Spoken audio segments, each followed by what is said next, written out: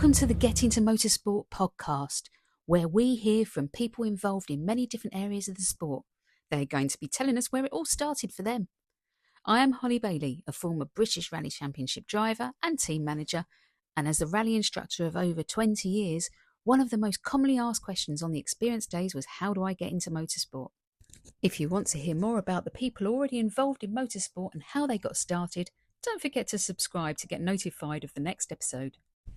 Today I'm at the Farnborough District Motor Club Targa Rally at Rushmoor Arena. I'm talking to Roger Lane, who tells me about Sterling Moss and his timekeeping father, and also his big accident into a tree driving a Mk2 Escort. Roger. Hello. So you have marshalled today on this Targa Rally at Rushmoor Arena. What brought you here today? Motorsport's been in my blood, cars have been in my blood since I was that tall. And as soon as I was 17, I was driving. It was the dead of night. My father was late home from work, but I had to get up and drive. I knew how to get the car mobile in first gear, but didn't know anything beyond that. I certainly didn't know how to stop the car. So it was all very much enthusiasm, experimental, and let's see how we get on. You know. So did you sneak out and steal your dad's car? Is this what you're telling me? Or did he know about this? Was he, compliant with this? Well, it's always been there, you know. And so very soon after that I saw a local motor club member, got chatting and found out where they met. No, hang on. You tell me that your dad came home late from work and you went out in the car. No, my father was late home from work. Right. I was still at school. Okay, but then you went out in the car. So did he know about this? Yes, he was in the passenger seat. Right, okay. Right, so it was all allowed. It was all above board. Legit, yeah. Right, okay. Yes, I had a licence, it was no problem. Right. Provision licence. Okay. And this is, you were learning to drive? Yes, getting underway at last. Okay. Previous to that, all I'd ever done was drive my uncle's tractor on his farm. Okay. And so you passed your test.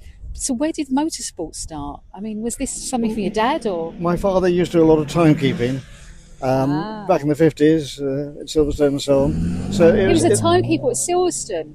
So did he do big races or did he clubman stuff, or was it a mixture of everything? It was most things. He worked for what was then called Post Office Telephones and got moved over to Northern Ireland where I was born. And they used to fly him, the RAC Motorsport Division, as it was known then, used to fly him over from Ireland to come and timekeep at Silverstone. He was involved in quite a few big races there. And there was an interview recently on the television about the life of Sterling Moss. And Sterling Moss was seen on the podium after winning a race, and stood next to him. That's my dad, stood right next to him. Wow. How exciting. Oh, so he was quite important, your dad. Yeah, really, it's always been there, yeah. Okay, so did you start timekeeping as well? Did you get involved in all sorts of areas of motorsport, or was it like, no, I've just got to start driving? At first I was all motor racing. Then when I joined the Craven Motor Club in Reading, they were very much pro rallying. They quickly converted me over motoring the rough stuff, you know. My then 850 Mini very soon grew a sump guard. Off we went and did some 12-car rallies in those days. And the first one I did, I came home at about 4 o'clock in the morning, 5 o'clock in the morning, and I couldn't go to sleep. I was so terrified the way I'd just driven. So you scared yourself? I scared myself silly.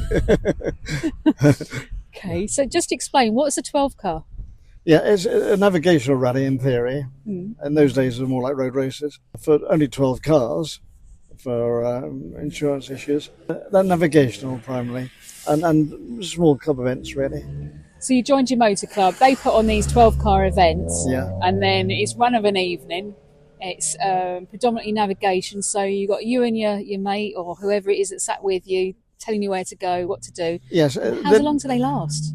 Then there was driving, of course, and a capable friend navigator with me. I started to branch out and do some navigating, could drive myself. Yes, I managed to damage the Mini as well. Oops. In fact, every car, this is an awful thing to admit, every car I've owned, I've damaged. Okay, so lessons to be learned. So you got very good at panel beating then, presumably? Very good at earning money to pay people to panel beat, yes. Oh, I see, right, okay. That's one way of doing it, yeah. And how old was this Mini? How old was it? Yeah. It had been rebuilt and resold once already. I bought it from a friend I knew anyway, so I knew its history. Honestly, I think when I bought it, it was 6 years old, I think.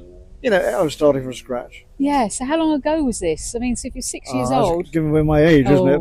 Yeah, okay. Yeah, this was 1968. Wow, okay. Do I mean that? Yes, 1968. This is 68, 6-year-old car. That car would be worth a lot of money now. And so you did 12 cars, and then you went on to do lots of other events. Yes. What kind of things did you do? It varied from national events, Motorsport, as it was known, Championship, BTRD Championship, and I ended up doing some rallies abroad. Rally of Germany I did, enjoyed it very much. Was that Rally Deutschland? Rally Deutschland. Wow, that's a fantastic event. Oh my word! Sorry, a bit of action going on there on the stage. And Okay. did the RSC rally 3 times. Didn't finish once. Okay.